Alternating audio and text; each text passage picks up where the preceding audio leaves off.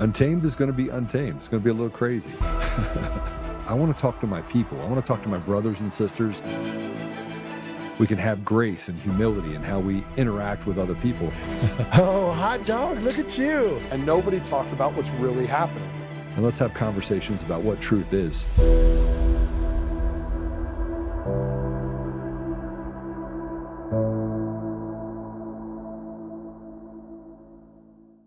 There's a peculiar suffering that comes with awareness, a kind of exile that happens not when you leave the world, but when you begin to truly see it. You sit down to watch a movie everyone loves, and within minutes, you're analyzing the manipulation tactics, the propaganda, the tired formulas. You're at a party, and instead of enjoying the moment, you're observing the social performances, the masks, the desperate need for validation in every conversation. You used to enjoy these things. You remember when a movie was just a movie, when small talk was comfortable, when you could lose yourself in the moment without your mind dissecting every layer of what was really happening. But something changed. You woke up. And now, you can't go back to sleep. Today, we're exploring one of the most painful consequences of consciousness, the loss of simple pleasures. This isn't about being cynical or superior. This is about the genuine grief that comes when awareness strips away the capacity for innocent enjoyment. Alan Watts once observed that the price of consciousness is the loss of unconsciousness. And with that loss comes something most people never talk about. You can't enjoy things the way you used to. Think about a child watching a magic show. Their eyes light up with wonder. They believe in the magic completely. Now think about you watching that same show. You see the sleight of hand. You recognize the misdirection. You appreciate the skill, perhaps, but the magic is gone. This is what happens to conscious people with almost everything in life. You can't watch the news without seeing the agenda behind every story. You can't scroll social media without recognizing the performance, the carefully curated highlights, the desperate need for external validation. You can't attend social gatherings without feeling the weight of all the unspoken truths, the polite lies, the surface-level connections that everyone pretends are meaningful. The veil has been lifted, and you're left standing in a world where everyone else still sees magic, while you only see the mechanics. This creates a profound loneliness. Not the loneliness of being physically alone, but the loneliness of being awake in a world that's sleeping. You're surrounded by people, yet you feel completely isolated because you're experiencing a different reality than everyone around you. They're immersed in the movie. You're watching both the movie and the audience watching the movie. They're dancing.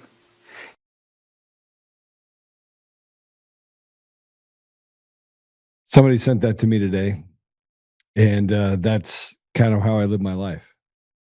I look around and I ask people about being authentic. And I say things that are on my mind, that I feel, that I think. I don't think twice about it. And the people that know that I know that find great pleasure in trying to shake me. They'll post stuff about a judge saying that I wasn't credible on the first time the judge had ever met me. Or they'll bring up stuff such as the call that you made up, knowing that where they're coming from, is tied to Eric Coomer and Dominion voting systems, that they can walk past all of the evidence because they can't either fathom the evidence or they're complicit in the behavior of the left. And the left and the media like to do this thing. They like to say, well, Republicans agree with us as well. And I'm thinking to myself that no badge that you could wear is going to change the fact that the truth is the truth. And you could sit there and dance around it and say things that aren't true. It doesn't make those things true. We're in trouble right now. So the question I'm going to ask, first question I'm going to ask is, are we at war? Are we already in a civil war? And not a civil war meaning that I'm against my neighbor, a civil war that is being orchestrated from outside the country by outside influences. One of the things that Emerald put out yesterday, and if you didn't get a chance to go watch yesterday, you should go back and watch it. But one of the things that she put out in this thread that was just a repeat is she talked about the number of nations that out of Venezuela they were stealing around the world. 72 nations. 72 nations where they stole the sovereignty of those nations. Now we know for a fact that that included places like Ukraine. But what else did it include? Did it include France? Is Macron not only married to a man, but also is Macron a false leader? And when they say that they steal elections and they can do it at the drop of a dime and they can just pick whatever elections they want, is that the whole goal? Is that you just have to boil the water very slowly to take over everything? So they did it over a couple decades. These are all questions that I have. We've got some breaking news, though, right now. And I talked about this about 6 weeks ago. I said the dangers of the left is that they incite violence while trying to say that I'm violent, that others are violent, and we want violence because we want accountability. We want people that commit treason and sedition, true people that commit treason and sedition. We want them to pay for their crimes. So I'm going to go straight to that. Can we get to that part? Where is that part? Here we go. It's put up A10 if you would, please. At least 2 National Guard troops in D.C. were just gunned down, point blank range. Pray.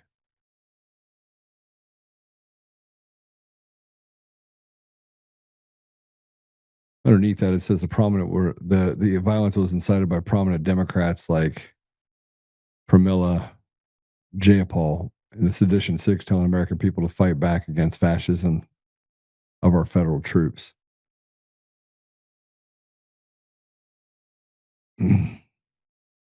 Earlier today, I had somebody that made comment of going after my family. I'm used to these death threats over the last 4 years. I've gotten hundreds of them. I've had people come to my house with guns. I pray for these 2 young men who were gunned down. But it's time we I'm gonna play this. Let's play this first. This is a video capturing the moments immediately after the guard shooting in DC. Let's play it.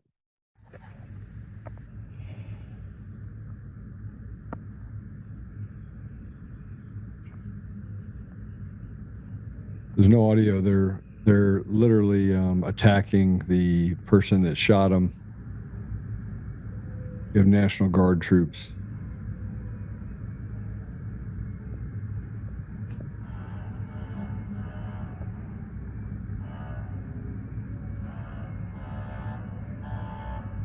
They're tending to the victims.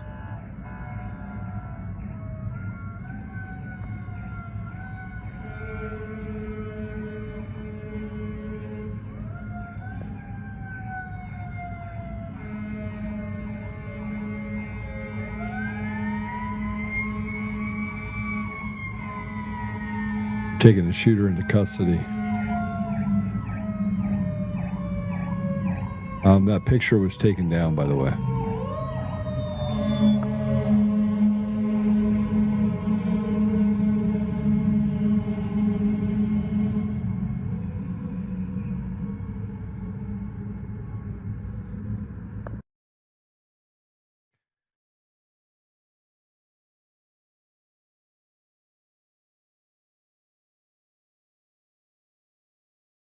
Okay, can you put it up, please? Here's the picture of the man that was involved in the shooting. He looks like a jihadist.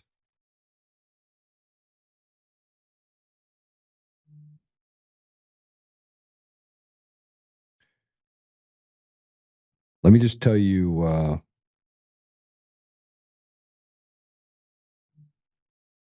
prove it was this monster and get him convicted. So let me kind of tell you what we're facing right now.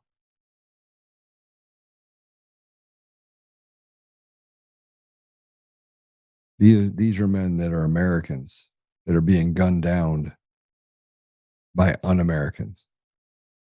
People that want to usher in socialism, usher in communism. They want to call us Nazis when that's exactly what they are. We have been patient. We have been kind. We have been operating with restraint. They get on TV, the Kyle Clarks of the world, and they incite violence. They incite exactly what they say is what they're looking for. And we sit back and we tolerate it.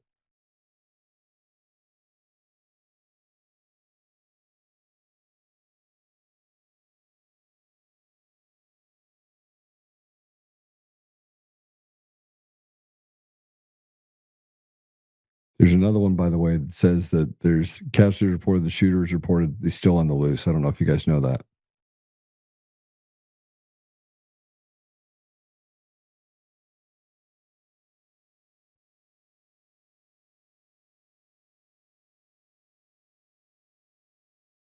It's starting to hit a little bit different now, though. Like what we're dealing with right now is these are sick people. These are people that want to do harm. I mean, it's the day before Thanksgiving. It's the day before Thanksgiving, and evil does not rest. And I said before that as we hesitate, they grow in confidence. Who is it, by the way? Who is it that's in charge of this? Is it George Soros? How many Americans have to die on our own soil before we start locking people up? Until we pull the lever that needs to be pulled and we arrest 50, 60, 70,000 people. We have the evidence. But I do want to go back. I'm going to kind of jump around here for a minute because I think it's important to talk about this. Number one, I'm going to skip over the post where I was called a federal informant. Yeah, we'll get to it later.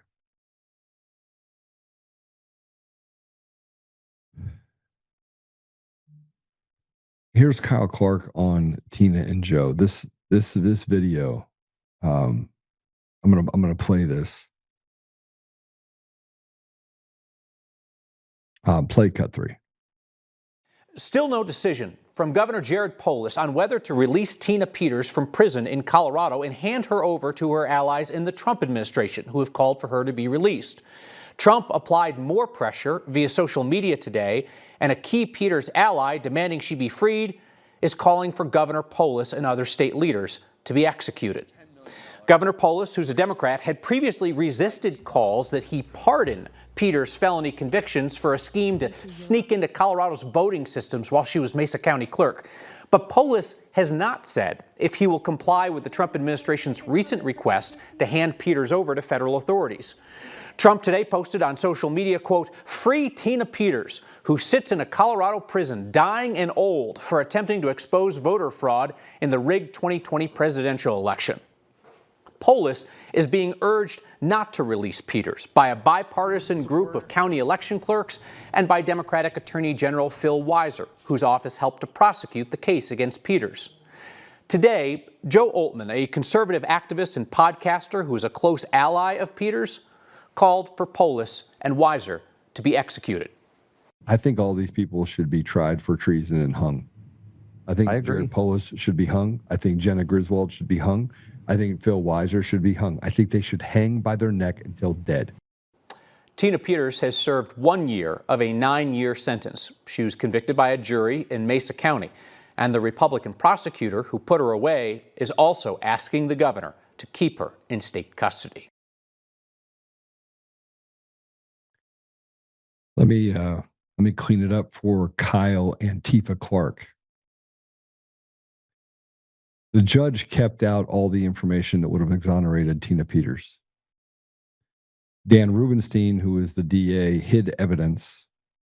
We have all of the recordings of the investigators based out of the AG's office that called everyone and said, show me how to disprove report 1, 2, and 3. That happened. Not, hey, let me ask you about this report, not looking into the report.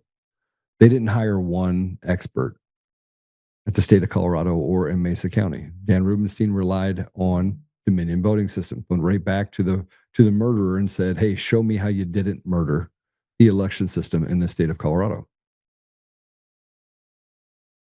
The judge did everything he could to stand in the way of the evidence being pushed into case, including calling Conan Hayes a surfer.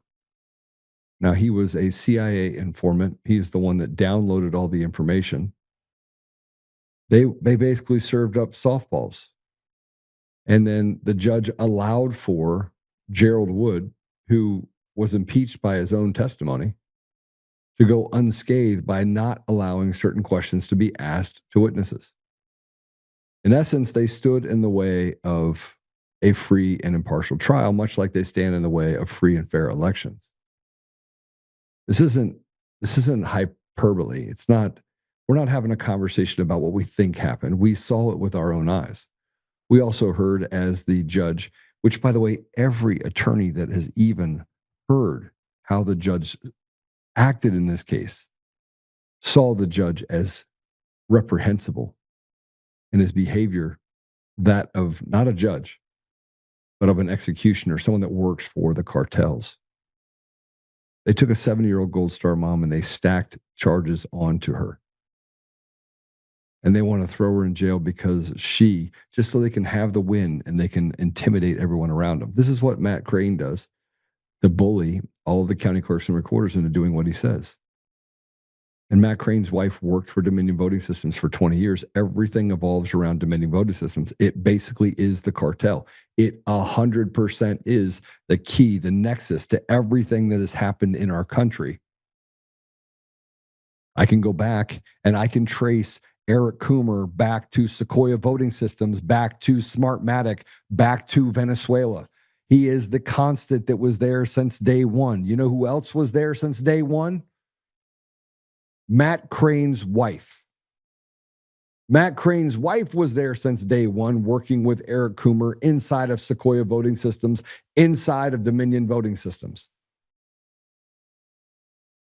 These criminals, these crass criminal pieces of trash, have not only stolen your voice, they've stolen your pocketbook, because they've used these elections to raise taxes all over the country. They've used these elections to fill their own coffers, their own pockets, to create an environment where they basically yield all the power by having all the levers of power, starting with the judiciary. Yesterday, if you did not watch the video, you need to go back and watch it. We're going to talk about a few more additions to what Emerald Robinson said yesterday. But if you went back and you looked at it, you know that Venezuela is the axis of evil, and it is a place that George Soros and others like him have operated out for decades. 72 countries around the world had their elections stolen and people put in those positions of power. Are we in war right now? I would say we are at war right now. We are in a war right now. We are in a civil war right now, but it is not a civil war against your neighbors. See, most people are actually not on the inside of any of this. They're on the outside of it. The reason why I played that video to begin with is because I want you to know that once you have seen something, you can't unsee it.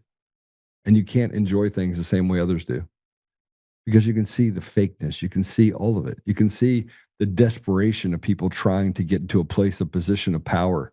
People that have never understood that it's never been about power and that this life is not but a test. Let's play this, if we would. This is the video depicting the military buildup against Venezuela that's happening right now. Over 13,000 U.S. Marines have now arrived near Venezuela, and what's happening in the Caribbean looks like the biggest military buildup since Iraq. Just off Venezuela's coast, Trinidad and Tobago has turned into a full-blown military zone. Meanwhile, the airspace above Puerto Rico has been completely shut down under national defense protocol. 2 U.S. aircraft carriers are already in position, and a third is racing in from the Caribbean. This could be one of the largest U.S. strike packages since World War II. Meanwhile, the U.S. officials are saying that there's no plan to attack Venezuela, but analysts are calling it the biggest military buildup since the Iraq War. In response, Venezuela has warned the United States that if an attack is launched, it will retaliate with its full strength. They deployed their Russian-made S-300V and BKM-2 air defense systems. Both nations are now on high alert, and tensions across the Caribbean are reaching a breaking point. And here's U.S. planes and helicopters were at the former base in Puerto Rico. They actually come. This comes as we're trying to build up to Venezuela. I get a feeling that President Trump is pressing the same levers that Kennedy did during the Cuba crisis. In other words, you give us everything. You give us all the election fraud and all the people involved in it. You tell us where all the information is, or we are going to blow you up. That's what's happening right now. You give us everything. You give us every person. You give us every conversation. You give us everything, and then we'll let you live. Otherwise, Maduro, you're coming out. And the people that know about this, you're not going to be able to escape it. That's what I think is happening right now. And do I think President Trump's going to press the button of war? I do. I do. But I think you need to be prepared for it. Let's take a look at this next cut.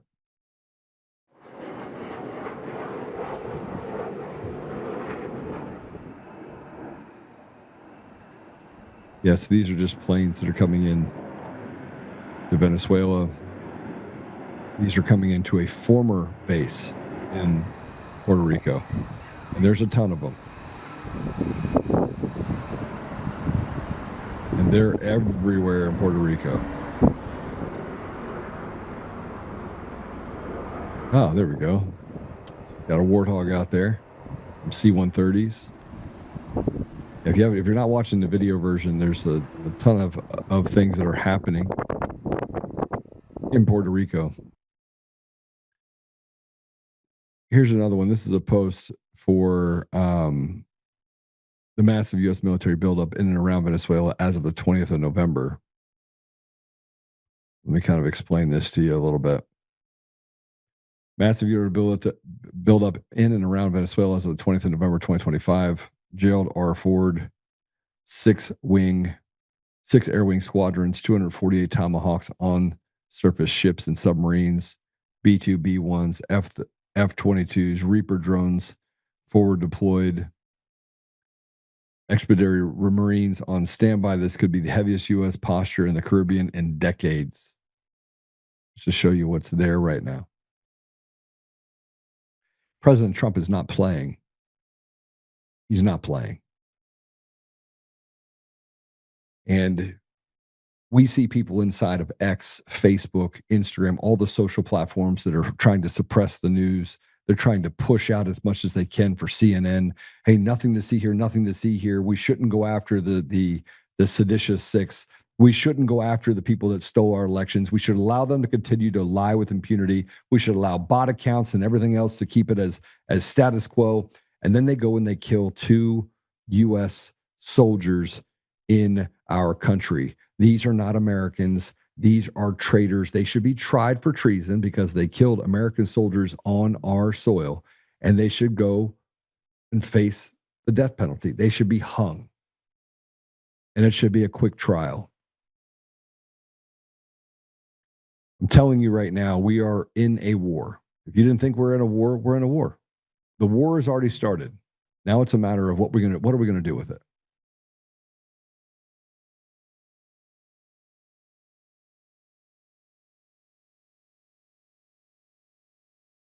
President Trump put this post out in regard to the soldiers. White House says the animal that shot the 2 National Guardsmen from both being critically wounded and now in 2 separate hospitals is also severely wounded, but regardless will pay a very steep price. God bless our great National Guard and all of our military and law enforcement. These are truly great people. I, as President of the United States and everyone associated with the Office of the Presidency, am with you. And President Trump on Truth put this out. The animal that shot the 2 National Guardsmen have both been critically wounded. Okay, same thing.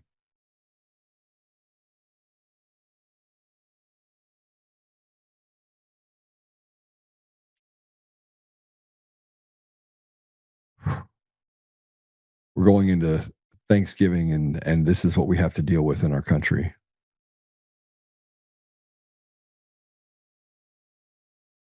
I don't even know how Venezuela thinks that they can get away with this. I don't know how any of these people thought that they were going to get away with it. But we got to the bottom of it. Dominion's right in the middle of it. I got a shit trial that I have to deal with a guy named Eric Coomer, who was the chief architect by his own admission for Sequoia Voting Systems, who then moved into Dominion Voting Systems, was there since day one. He is the connective tissue. It's kind of like being the second in command to Adolf Hitler. He stole elections across the world. And how did we pick out this guy out of the middle of nothing? If he wasn't on the call, how did we pick him out? I believe it's providence. And they want me to give up more people as I'm facing some of the biggest threats I've ever faced in my life.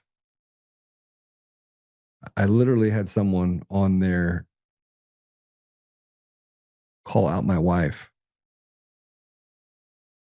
call out my children, said 86 to Oltmann.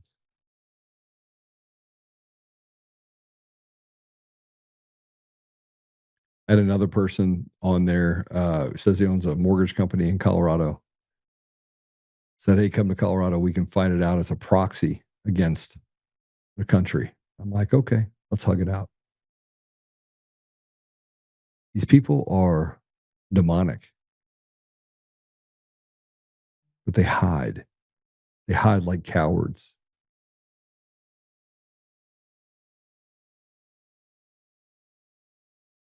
Here's a cut of Venezuelan defense minister conducting large-scale exercises. Let's play it.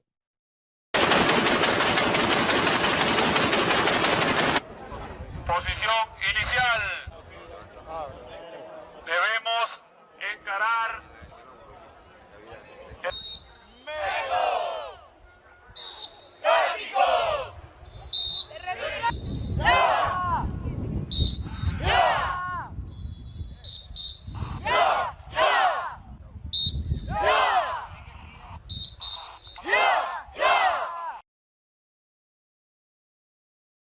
The hell are you going to do with that?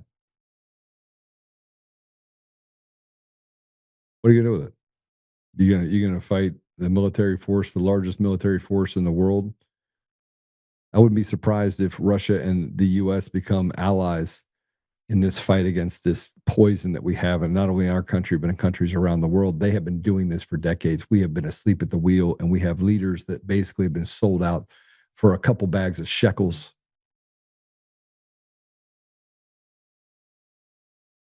Here's President Trump. He launched a Genesis mission, national effort to accelerate scientific breakthroughs using AI and propel America into the age of innovation. This is kind of interesting. It's a pretty neat deal, I think.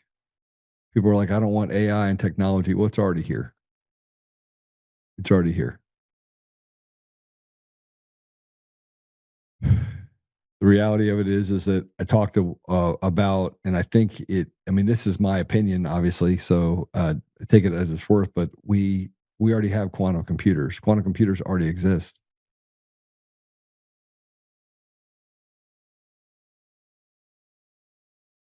And then here's President Trump. The U.S. Department of Energy put this out in regards to the Genesis mission. Let's go ahead and play this.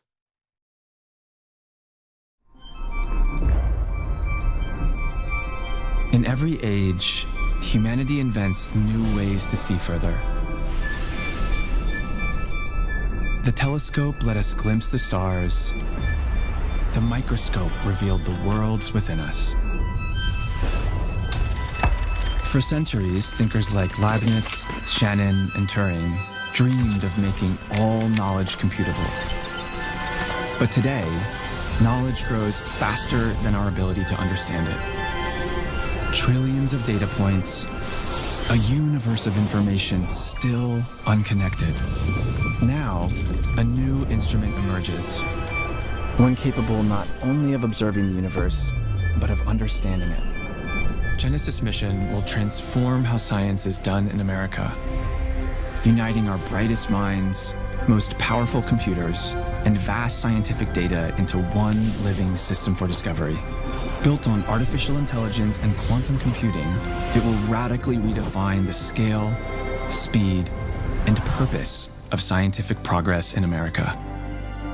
This is the work that will define our generation's legacy.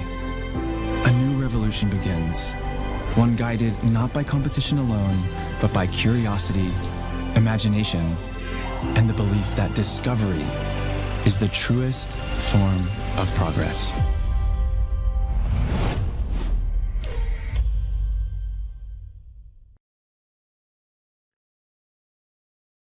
You know, you're not going to be able to run away from AI, and what can be used for bad can also be used for good. Now, we remember when Google first came out, they said, do no evil. That quickly changed. Quickly. Very quickly, actually. We tend to chase things, chase other people. It's a how do we become more successful? And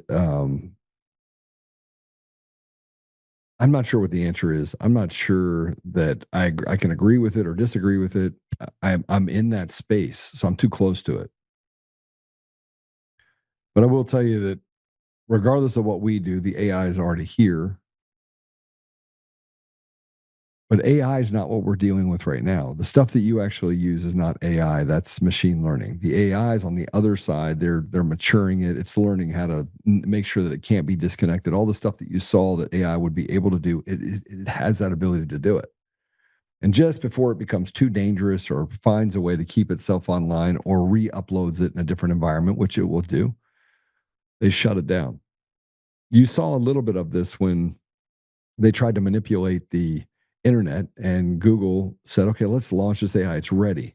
And then people asked the questions, and very quickly it started to learn. And then it learned, and it said that DEI was the devil's work. And even today, you can go in with machine learning and you can talk to it, and it will tell you that, yes, I will not give you the right answer because I'm programmed not to give you the right answer.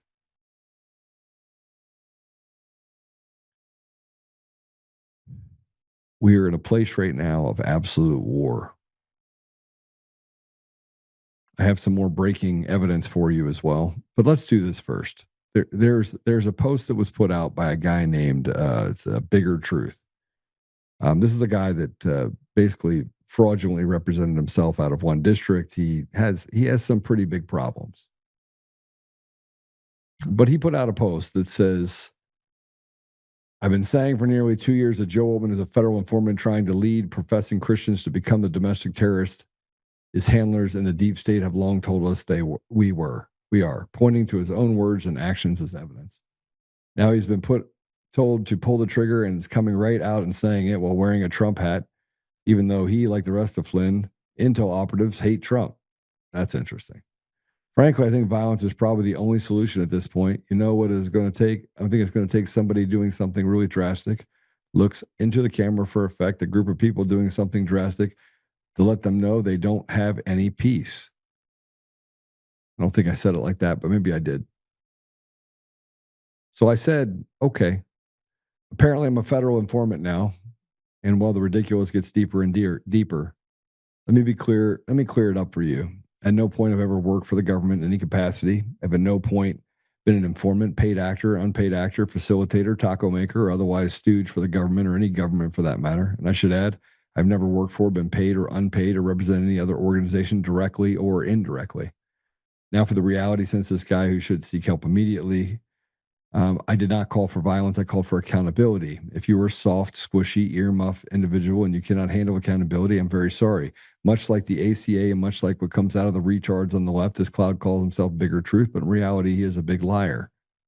I cannot even fathom the retardation, but I'm going to watch the clock. These basement dwelling simps have no talent, no ability, no understanding of reality. Enjoy the show from them. It's all for theater. I don't even know how to respond to some of these people. We've been dealing with Q for 5 years, though. We've been dealing with people saying that, hey, this exists, or we got to follow this, or we got to follow that. Scott McMahon is his name. Yeah, he's a failed multi-level marketing guy.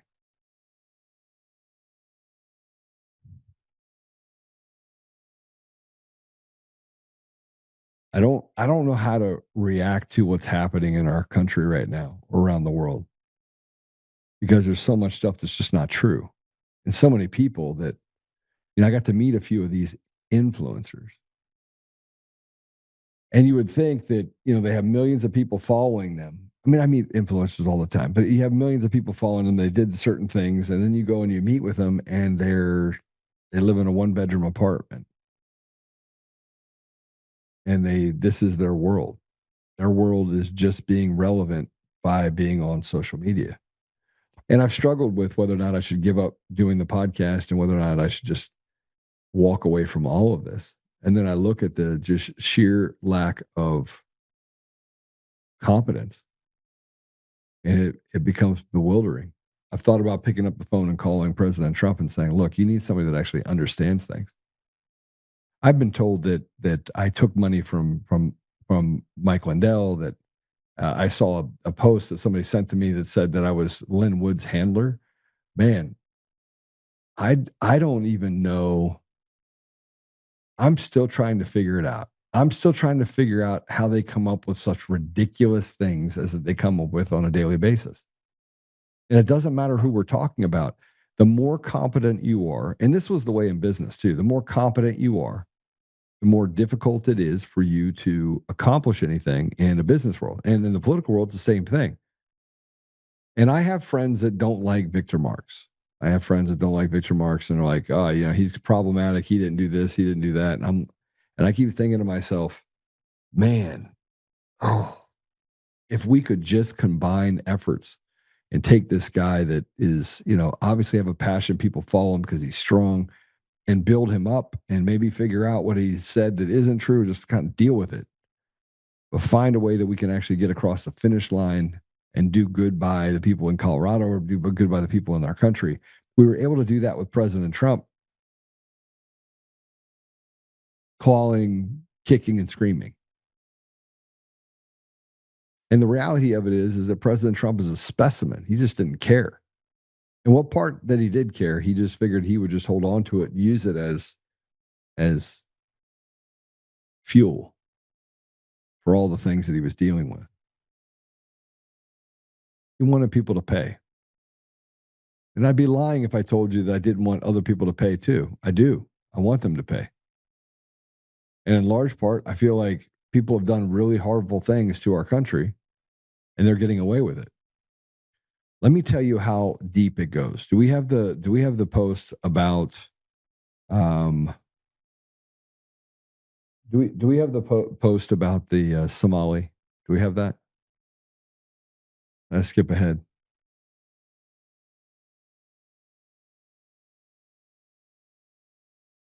The 7.2 million. Yes, cut one. Let's do this. Let's play. Let me show you how much we're at war right now. Let me show you how much the American people don't matter. Let me show you how much of a slave you are. I'm going to show you what the judges are doing at a state level and a national level. They are creating chaos. They did it in Venezuela. They're doing it here. All of the judges, every single judge in the United States should be thrown out. If they make one mistake on a case, they should be thrown out. I don't know how you're going to get to the bottom of it without doing that. I really don't. I mean, if we don't rip the Band-Aid off, state of emergency, get to military tribunals, get people that we know we can trust in those positions, we're in trouble. Play this cut one.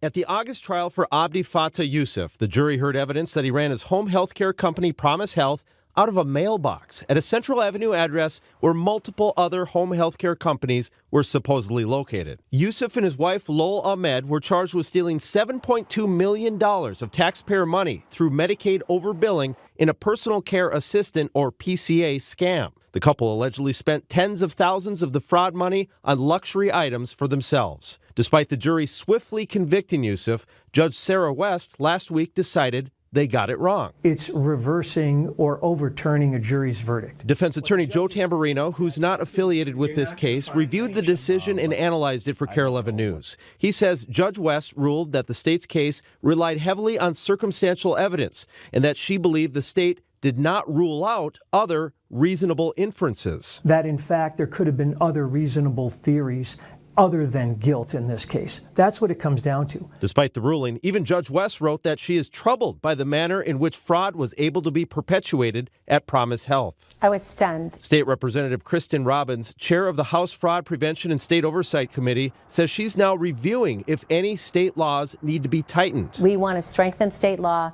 so that we can get prosecutions out of these cases, because clearly a jury thought he was guilty. Jurors in the case can't believe the decision. I am shocked. I'm shocked based off of all of the evidence that was presented to us and the obvious guilt that we saw based off of the said evidence. It was not a difficult decision whatsoever. The deliberation took probably 4 hours at most. Based off of the state's evidence that was presented, I was beyond a reasonable doubt. The attorney for Mr. Yusuf, Ian Burrell, sent me a statement today that says, in part, Judge West's ruling affirms what we have maintained from the beginning, that our client, Mr. Yusuf, was wrongfully accused and did not commit fraud or racketeering. The Attorney General's office filed an appeal this afternoon, so the Minnesota Court of Appeals will take a second look at this decision. Julie. Okay, so let me just tell you what just happened. The criminal cartel that stole the $7.2 million put that money back into the system because the system is designed to go after good people.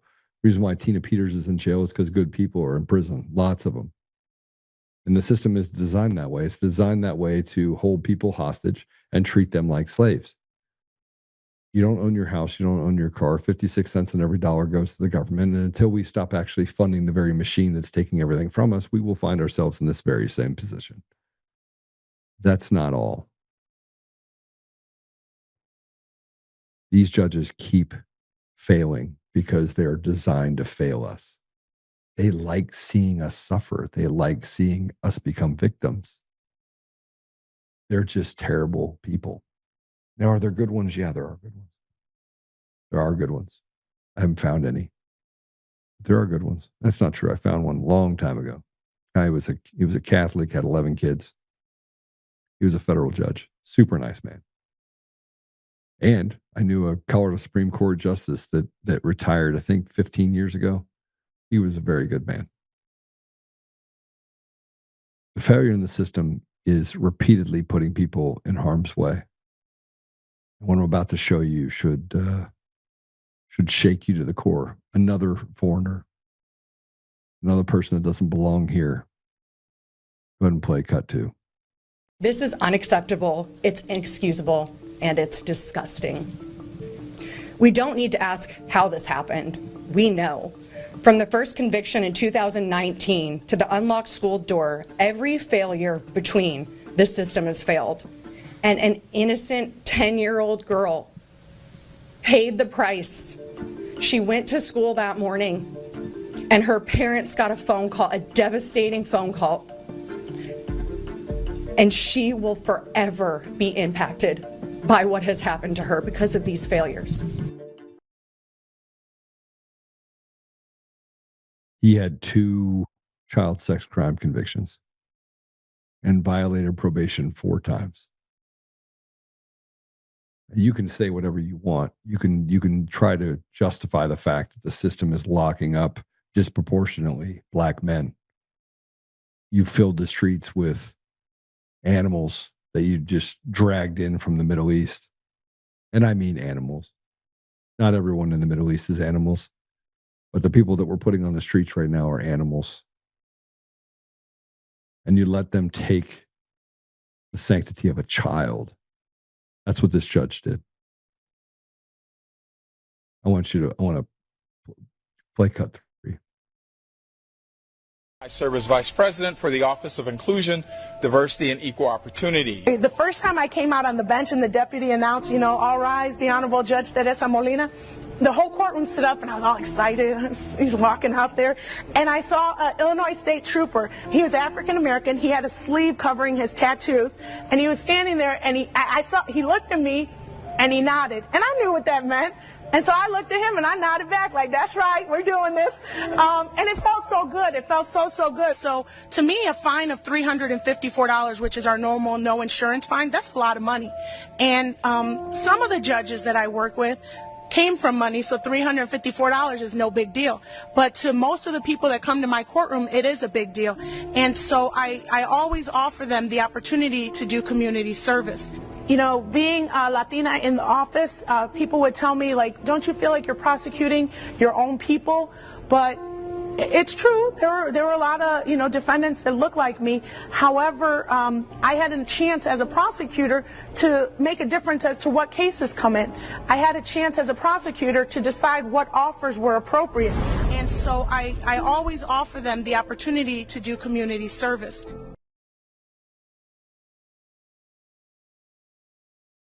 That was Judge Gonzalez. She's a judge who let Lawrence Reed free after prosecutors begged for a longer sentence after he attacked a social worker on August 19th, 2025. 3 months later, Lawrence Reed poured gasoline on Bethany McGee on a CTA train and lit her on fire. We have that?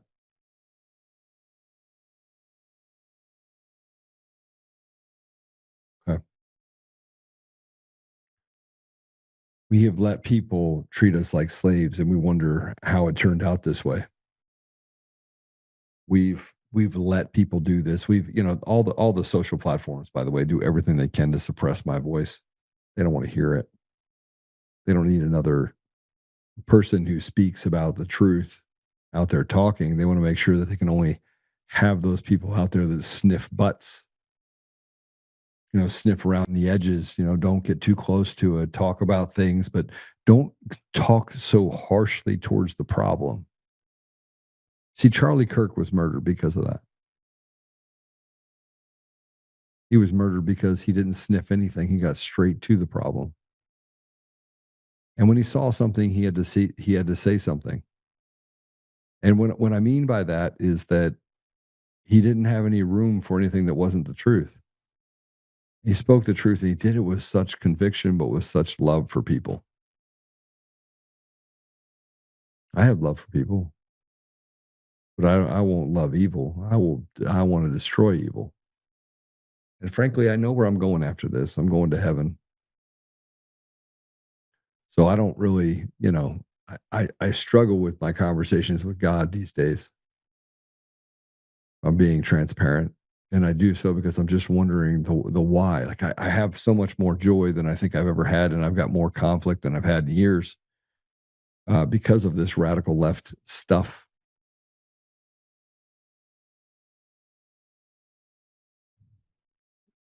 We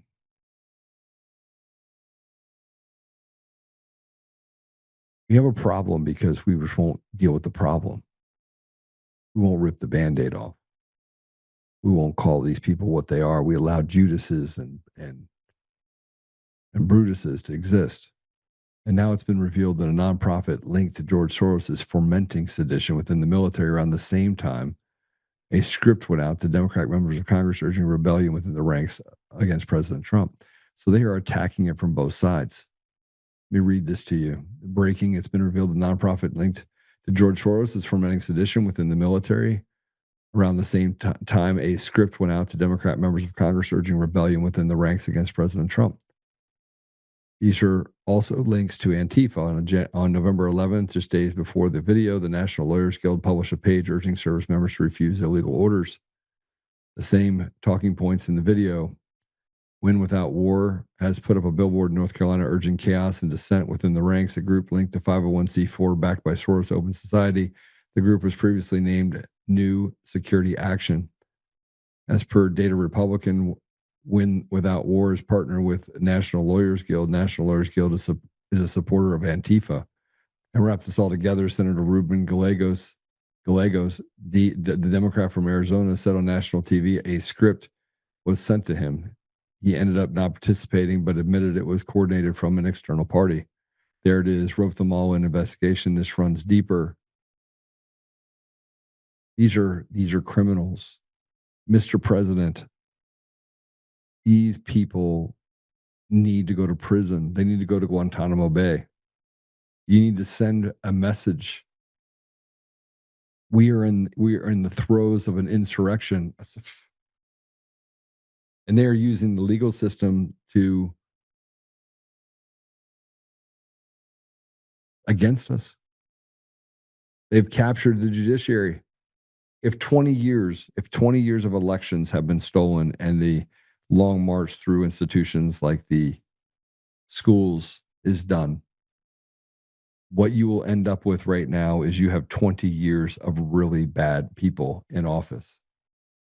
And if you talk to any judge, if you talk to any lawyer that's worth anything, they will tell you that you have no idea what the outcome is going to be in a case. They could have all the evidence in the world, and a judge like that one would step in and say, oh, you know what? No, you're not guilty of the $7.2 million fraud. The jury had deliberated for 4 hours. If you look at the Mike Lindell case, just as an example, $2.3 million verdict, but it said, was this malicious? And it was like, no. And was what Mr. Oltmann said truthful? And they were like, yes, it was not defamatory. They're locked in boxes right now. They can't get out of these boxes because they literally have to play mental gymnastics in order to subvert laws, which means they're criminals. And while no one wants to make the decision and no one wants to tell the President Trump what really they should do, the only people that are telling him what to do are telling him to take his foot off the throat of the devil itself. And if what I'm saying is wrong, then Mr. President, if what I'm saying is wrong,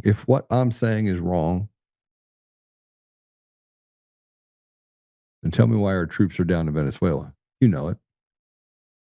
You want to destroy it once and for all. But there are people in your own midst that you look around and you look at and you're like, yeah, I can't trust any of these people. This is unbelievable. They're all searching for money and power. I mean, personally, I'm incorruptible. I know a few other people that are too. There's a guy named Bob, worked for the State Department. He's incorruptible. I look at, there's people that are in this fight that I know are incorruptible. Peter Tickton, incorruptible.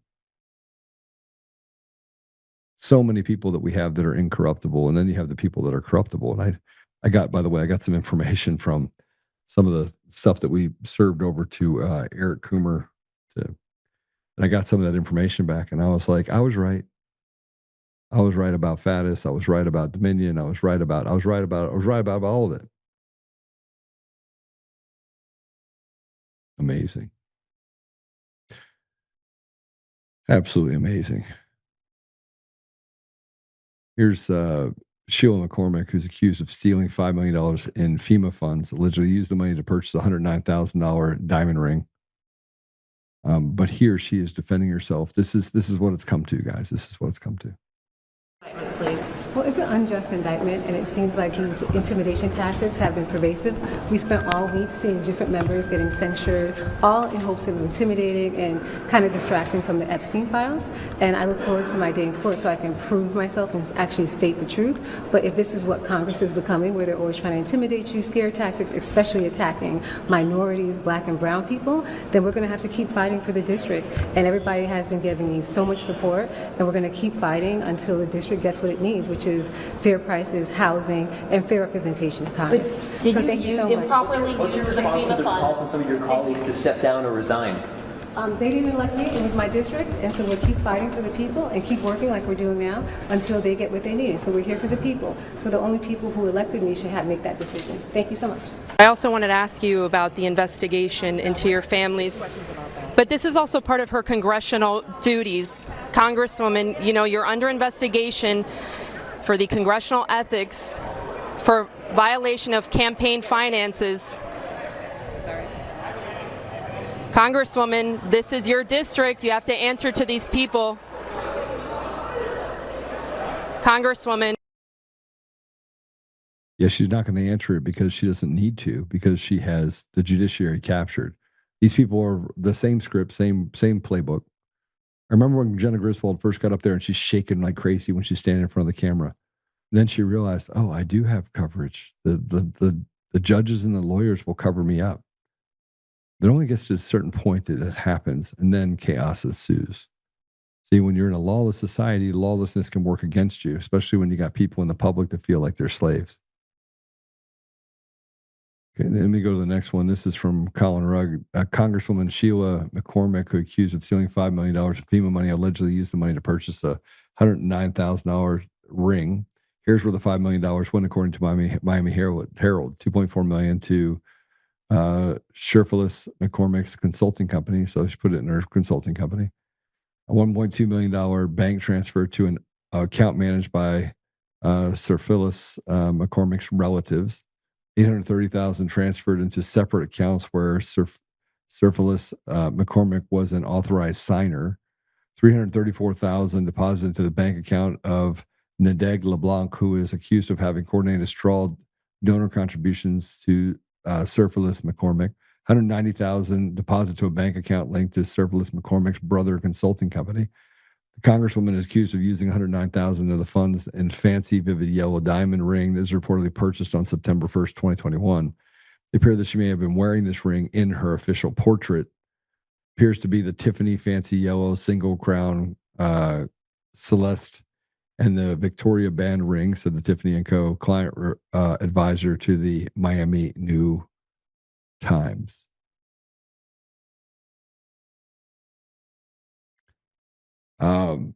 So let me just, this is where it gets crazy. Yesterday when I had Mark on, I talked about the 40%, the rotted parts of your tree, right? So if you have rotted roots, you got to get the rooted tree down. He didn't really get the analogy, so I put it in terms of his company. If you have every department that's doing really well and one, which is your warranty department inside of your appliance, whatever, it's doing poorly, where are you going to focus? You're going to let the other ones just carry that one piece, or are you going to do what you can to fix that one piece? And he said, well, of course, we're going to dive in and we're going to fix that one piece of the company. Well, when 40% of the country lives below the poverty line, and then you insert a bunch of people who are foreigners into the system that suck it dry, the 40% are the ones that die. And if those roots don't actually repair themselves, it becomes a cancer. It becomes an amoeba that spreads. It grows. And then it gets into the suburbs. Well, what's happening right now? Everything that we're dealing with is the poorest among us. They tried it on them first, and now it's going to every part of our country. It's infected it. And the reality of it is that this woman stole from the most vulnerable among us. And she sits up there and she buys a $109,000 ring because they don't care about the American people. They don't care about them. And if you want to see what else is happening with ICE and to see this war that's happening inside of our country, we are at war, people. We're at war. Stop acting like we're not at war. You better pick a side. You better pick the right side. But here is a DOJ official being charged with doxing ICE agents from inside the government. Play it. First at 5, a federal employee charged with terrorism. She is accused of sharing the name of a federal agent with someone who made a threat against them. Thank you for joining us at 5. I'm Christine Galvan. Javi is off today. We learned of Karen De Leon's arrest just within the last 20 minutes. The Cameron County DA's office says she revealed the agent's name on a social media live stream. The stream was part of a federal law enforcement operation in June. Another man reportedly made a death threat toward one of the agents in the live stream. That is who she allegedly gave the agent's name to. The DA's office says De Leon is an employee at the United States Attorney's Office in Brownsville. She is charged with terrorism and tampering with evidence. There you go. You know what they're waiting for, by the way? You know what they're waiting for in 2026 is to win back the House and the Senate so they can impeach President Trump. And then the Republicans are going to flip on President Trump and they're going to try and push him out. So if we don't do something now and do something quickly in this war, these Karens, I mean, it's weird that her name's Karen. It kind of fits.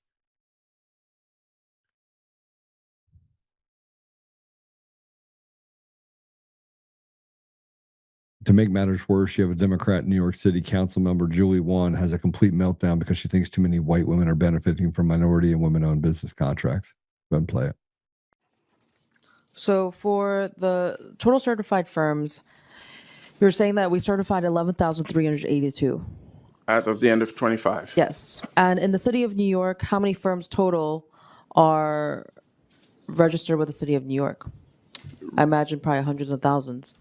Yeah, I mean, we will circle back with you on the specific number, on that specific number for that specific question. Because that already is too little. 11,382 firms for the city of New York that has a $118 billion budget. 30% of that is going to contracting. That is an abysmal amount of money that is being, our taxpayer dollars go straight back into the hands of white people.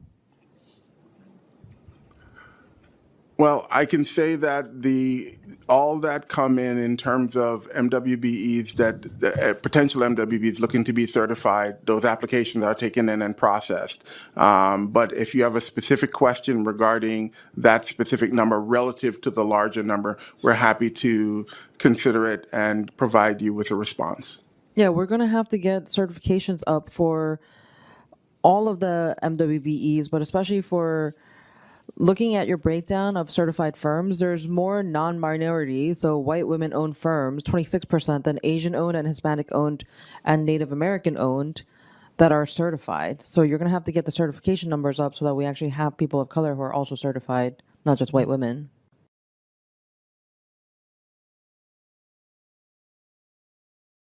Go ahead, tell me again we're not at war. Yeah, tell me how Tucker Carlson's the bad guy. These simps walk around like Mark Levine because they don't care about the American people. They walk past you. They don't have conversations with you.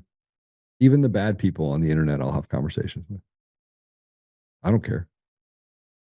When they make up comments and say things, what do I care? I don't care.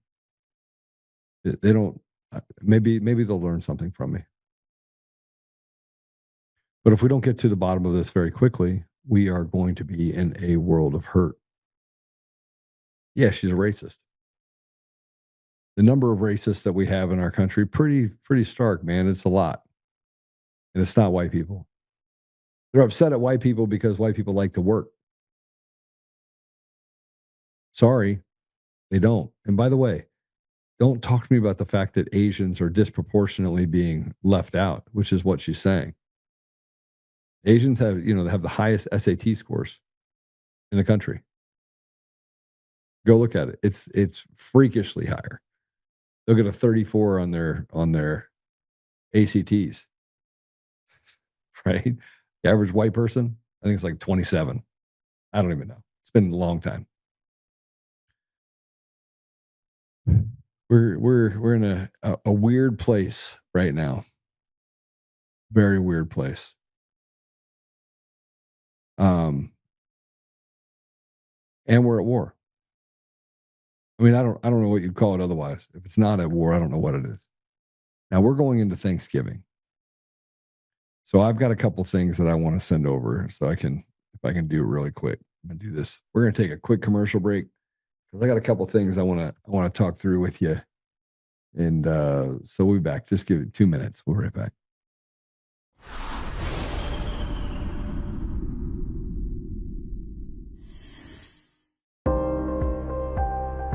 Hey, this is just in from Fidelity. Gold could hit $4,000 an ounce as the Federal Reserve cuts rates to cushion the U.S. economy. The dollar drops and the central bank keeps adding holdings. Gold has been on a record-breaking tear over the last few years, and it doesn't look to be slowing down in the years to come. Are your savings protected with precious metals like gold and silver? Are you waiting for gold and silver to shoot even higher in price? I want you to call my gold partner, Goldco, today and learn more about what precious metals can do for you. That's 844-960-GOLD or visit untamedgold.com. You'll get a free 2025 gold and silver kit, and you'll get info on the #1 precious metal offer in the game, where you can get up to 10% back in bonus silver just for getting started. But supplies are limited, so don't put it off. Call my gold partner, Goldco, at 844-960-GOLD. or visit untamedgold.com. That's 844-960-4653. Or visit untamedgold.com. gold.com.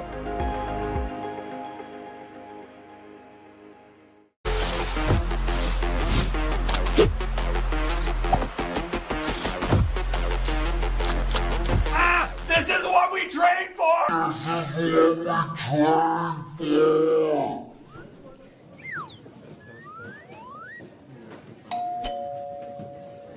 Hey, I'm here for your Black Friday sale. Black Friday is a go. Lock in your savings, shop Black Friday at DCF, and gear up for the biggest day of the year. DCF Guns, where we keep the range hot and the deals hotter. In every thread, in every stitch, Honor-Bound USA weaves the fabric of the American spirit. It's not just apparel, it's a testament to God, family, and country. At Honor-Bound USA, we're a family of patriots who put our faith, family, and America first. When you visit our website, you'll find a line of products that embody our commitment to pray, stand, speak, and act. As the official site for the Untamed podcast, all of our products proclaim speaking the truth with courage. We also have the powerful documentary from Professor David Clements, Let My People Go. Identify yourself as one of the few who are willing to stand for what they believe in. Join the Honor-Bound USA family today. Wear it as a badge of honor, commitment to the values that shape us, and a pledge to the bright future we will build together. Because when you're honor-bound, you're not just wearing a brand, you're embodying a lifestyle.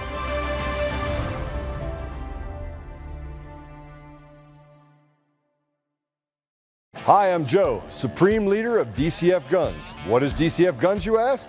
We're the best damn gun store and range in the universe. Do we have guns? We have all the guns. We got small guns, we got big guns. We even have beastly guns. We offer all types of training, and we have 5 ranges across our 3 locations. I'm a good shot. And of course, we have all types of ammo. We even have flamethrowers. Woo! We offer incredible membership opportunities, and members save even more on guns, ammo, and accessories. Military, both active and retired, and first responders get up to 40% off memberships. Come join the DCF family today, where we keep the range hot and the deals hotter.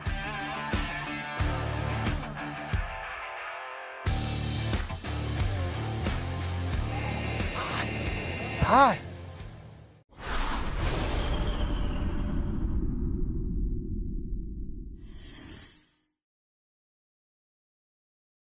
All right. So, I like to celebrate wins. And celebrating wins means, it's been a tough 4.5 years, 5 years. Let's say 5 years. It's been over 5 years. And in the last 5 years, I've learned a lot about myself. I've learned that I've been called the fat guy by a few people. And I keep thinking to myself, if I'm fat, then we have real problems. Maybe the camera adds some weight. What do you think, Patrick? You think the camera adds a little weight? I mean, I'm definitely not a small guy. I'm thick.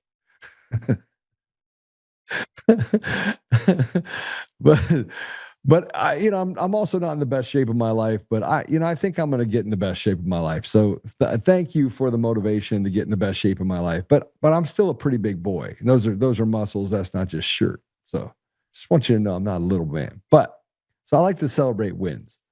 And but over the last 5 years, I've been attacked by people that think I care about those things. And I think by last count, it's like 7. It's a lot of articles, thousands of articles have been written about me all over the place. And people don't write disparaging articles about people unless they're afraid that someone is the cat's out of the bag. What if I told you that consistency is sometimes even the people that you see as disgusting or your enemy, maybe there's something that God's in the middle of that. Maybe he's in the middle of it. He's trying to tell us something. And my fear is that I'm quick to, I've already made all the mental decisions I need to do in my head. Like if somebody does harm, I'm going to make them pay for it. Right? I'm going to make them pay for it. And unapologetically. But at the same time that I'm saying that to you, this person I'm going to talk about right now, his name is Sean Beadle. Sean Beadle went by the name of Heidi Beadle and identified as a woman for I don't know how long, 7, 8 years, was the head of Antifa down in Colorado Springs. And I don't know.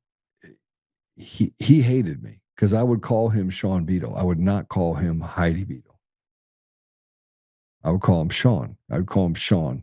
And a part of me felt bad about Sean. Because when you deal with guys that go to prison, when you deal with people that are young men that come up, that get themselves into trouble, you know that there's this chart of trauma. There's a rearview mirror that you have. There's a reason why you find yourself in that position. Constantly looking backwards. You're constantly doubting yourself. But Heidi Beadle, who is a very angry person, is much less angry, but still emotionally, I would say mentally scarred.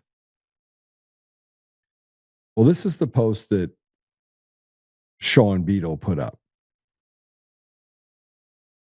Let's go ahead and put it up. Let's put up just the one about Sean Beadle first, if we can. So let me read this post to you. And Sean Beadle put up, weird life update. I'm once again identifying with my sex at birth and going back to my old name, Sean, he, him. I know this might be a shock for some. I've been kind of sliding down a hill of increasing androgyny for a bit now, and I'm just putting a name to the thing. It isn't an ideological heel turn or anything, and I'm trying to be mindful of the very complicated feelings around this topic. I'm sorry if this is a bummer or awkward or concerning or whatever. I'm fine. Aaron and the kids are fine. Thank you for your attention to this matter. So I wrote something about this because as I saw people passing it around, I saw this mocking behavior happen. And one of the things that Sean said in this was, I'm sorry. So Sean was apologizing because you knew that he would have disappointment from people in the community that are like, oh, now you're not special. Now you're not. Now you're not. Oh, I can't believe you did that. You're abandoning me, wanting to make decisions for Sean. And Sean went on to say, if it's a bummer or awkward or concerning or whatever. So I wrote something out because when I saw this, I just saw the man. I saw the man Sean for who Sean is. Sean is a man.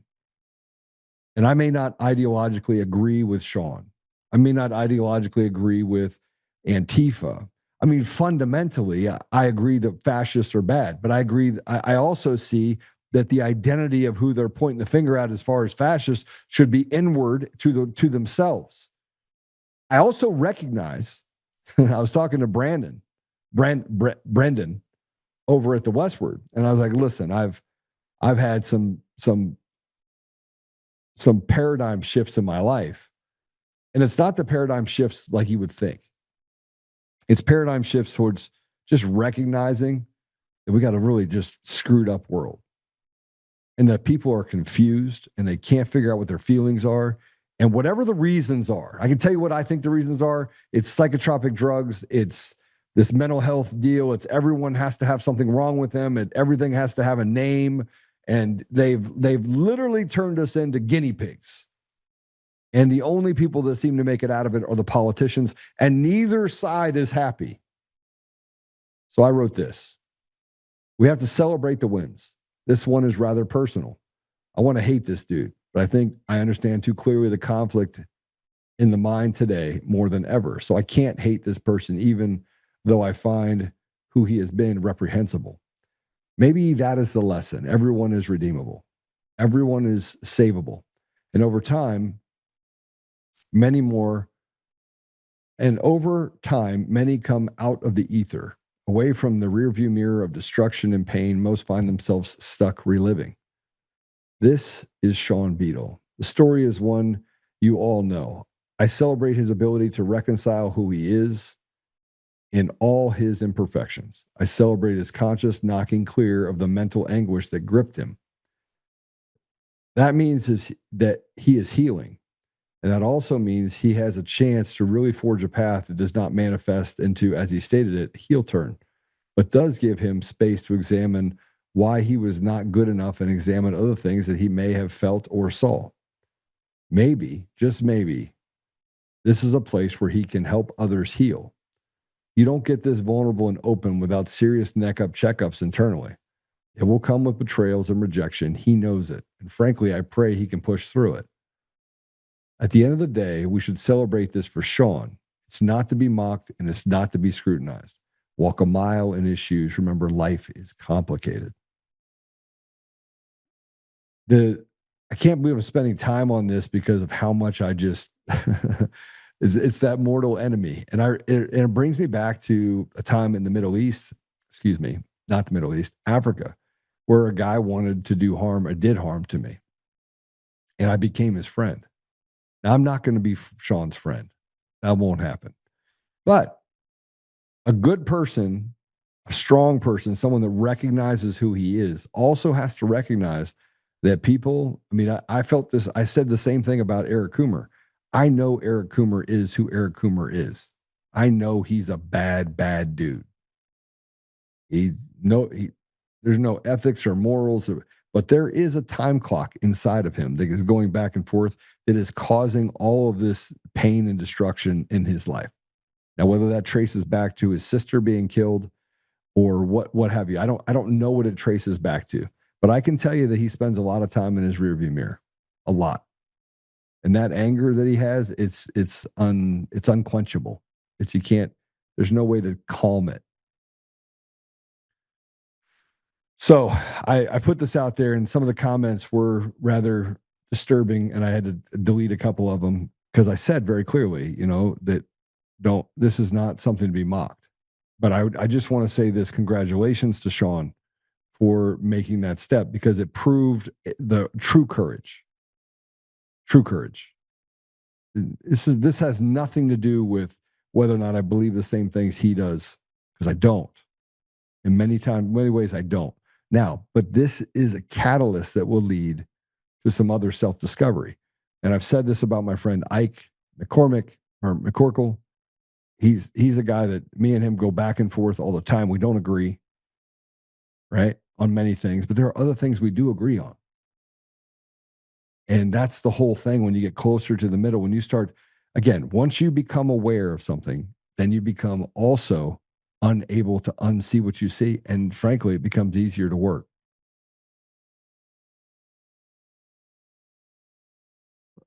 Let's play the next post. Let's play the next video.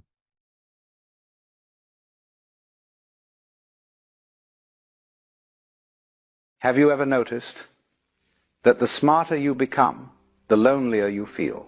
It's a peculiar thing, isn't it? You'd think that intelligence would connect you to people, that seeing more, understanding more, would bring you closer to others. But it doesn't. Instead, it separates you.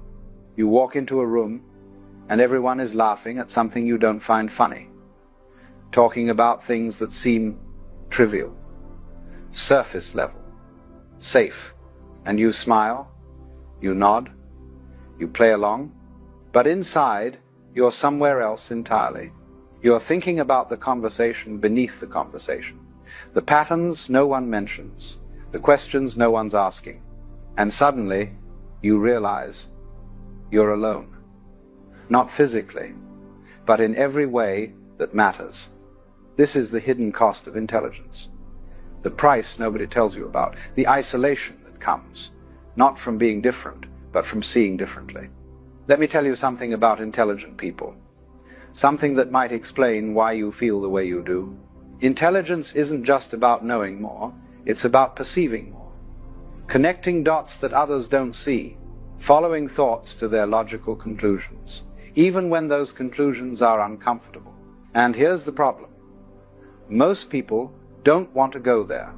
They don't want to question the game. They want to play it. They don't want to examine the mask. They want to wear it. They don't want to wonder if the emperor has clothes. They want to complement the fabric. But you can't help it. You see the threads hanging loose. You notice the inconsistencies, the contradictions, the unspoken agreements everyone pretends are absolute truths. And when you point them out, even gently, even playfully, people get uncomfortable. Not because you're wrong, but because you're right.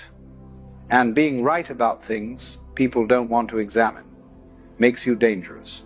So they distance themselves. Not consciously, perhaps, not maliciously, but they do. They stop inviting you to things. They keep conversations shallow around you. They call you intense or overthinking or too serious. And you learn to keep your thoughts to yourself. You learn to dumb it down, to speak in half-truths, to laugh at jokes you don't find funny, to nod along with opinions you don't share. You learn to hide, because full honesty, you've discovered, is social suicide. Authentic expression is loneliness in motion. Being truly yourself means being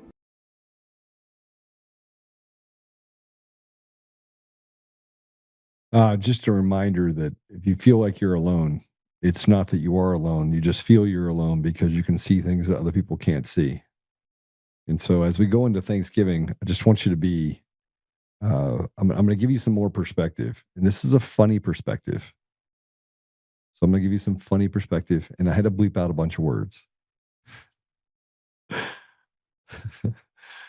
This is what I think of, by the way, when I think of somebody telling me, "Oh yeah, no, it's okay," and then they do this. Let's go ahead and play it.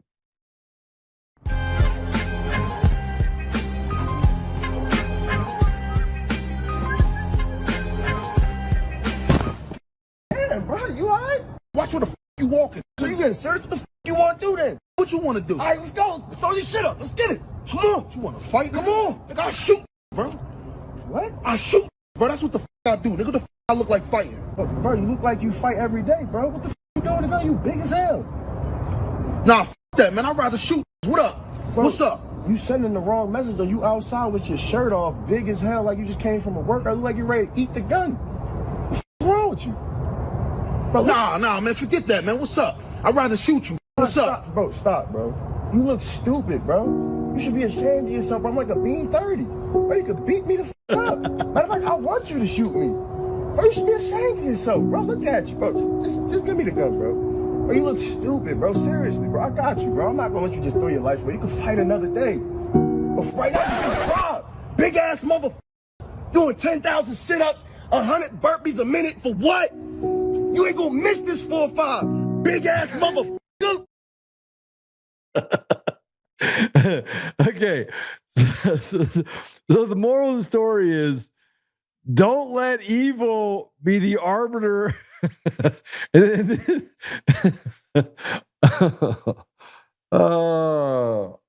Here's what you get out of that.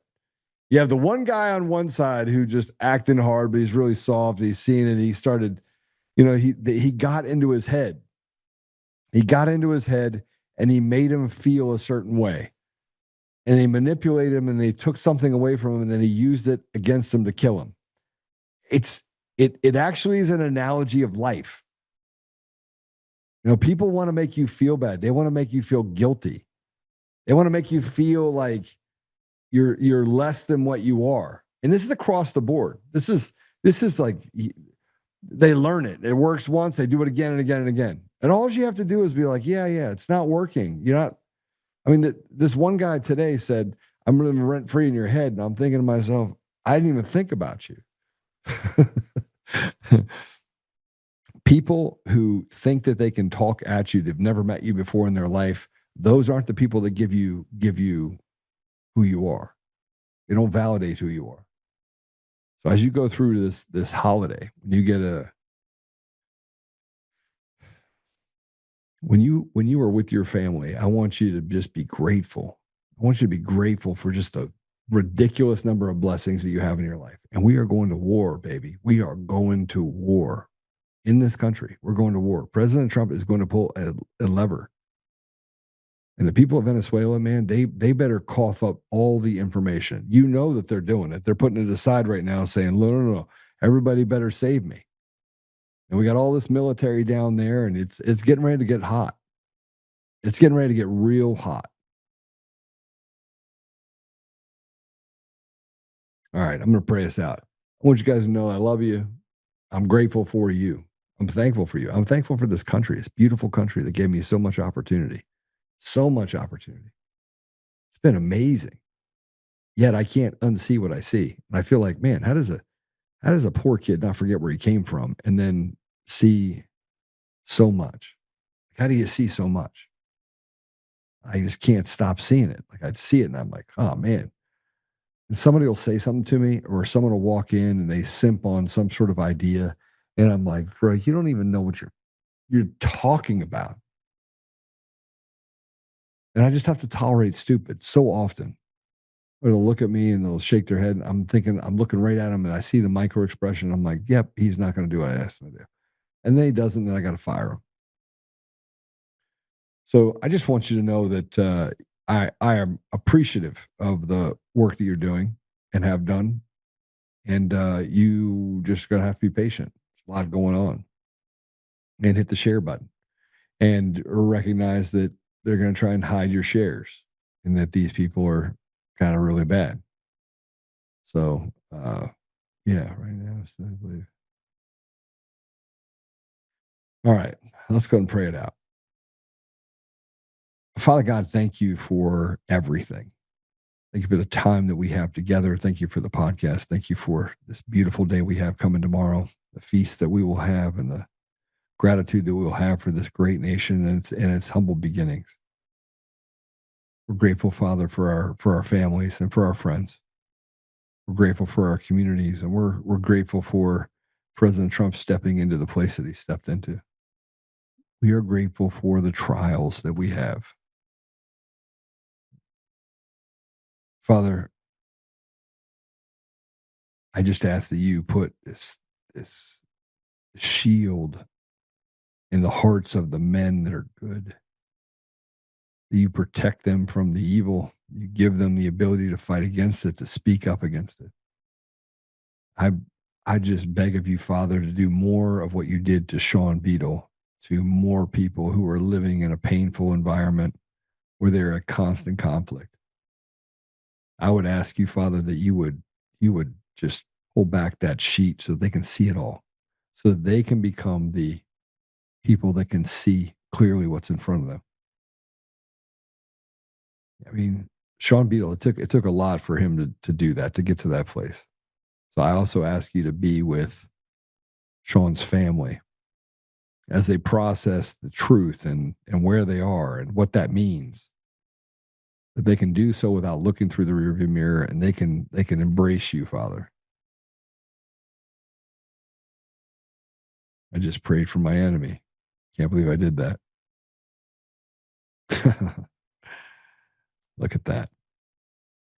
I'll ask you to bless Dave Bear. Bless him with healing. Give him the strength to be able to fight through this cancer. You have Charlie Kirk, Father. We want to keep Dave. Just ask that you give him healing. Ask, Father, to please bless the people inside of President Trump's cabinet. That all the bad people can be revealed and they can be removed. And I do pray, Father, that somewhere along the line, people in the community and in our country can get to a place where we can embrace truth. So I ask you, Father, for that it can be easily seen, easily followed. We're in a tough place. We know with you, Father, everything is possible. So I just ask you to be with us and to give us the ability to feel gratitude every day, all day. I say these things humbly in the name of Jesus Christ. Amen. All right, I will see you guys tomorrow. Go hang out with your families. We ended a little early. And yeah, good to see you, Susan Rice. See, I don't like the bad Susan Rice so much that I really, really love the Susan Rice that is the good Rice. The good Susan Rice. Go ahead and hit the little up button on Rumble, if you would. See a bunch of you there. Just go do it real quick. If you're on X, I just ask that you share it. Those of you that are on X. And if you're on Brighteon, I want to thank you for growing that environment. For Pilled, I want to say thank you for your environment. And Facebook, for those that get to watch it on Facebook and Instagram, we're going to be going on to Instagram. We've got a couple other channels we're going to be on. We'll have a channel up on Roku. We're going to try and work on that over the holiday season. So we got a lot of stuff going on, but stay tuned. Make sure that you're the ambassador of truth and that you're standing up for people in your community and in your country. So God bless you. I'll talk to you soon.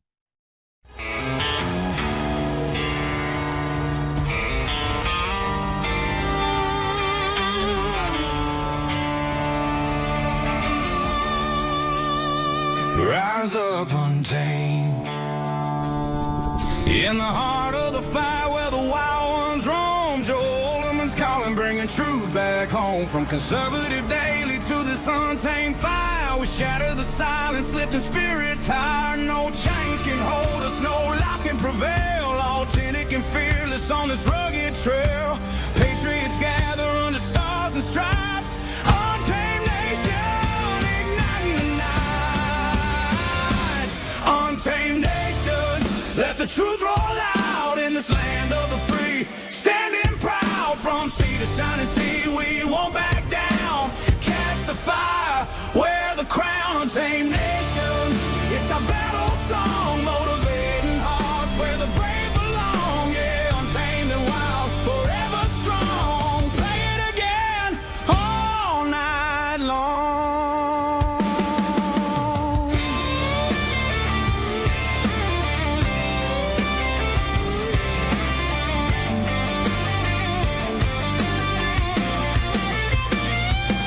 Break the mold, chase the real, no more games, time to heal. Joe's voice leads the untamed crew. Truth matters through and through. Untamed nation, let the truth roll out in this land of the free. Standing proud from sea to shining sea, we won't back down. Catch the fire, wear the crown. Untamed nation, it's our battle song, motivating hearts where the brave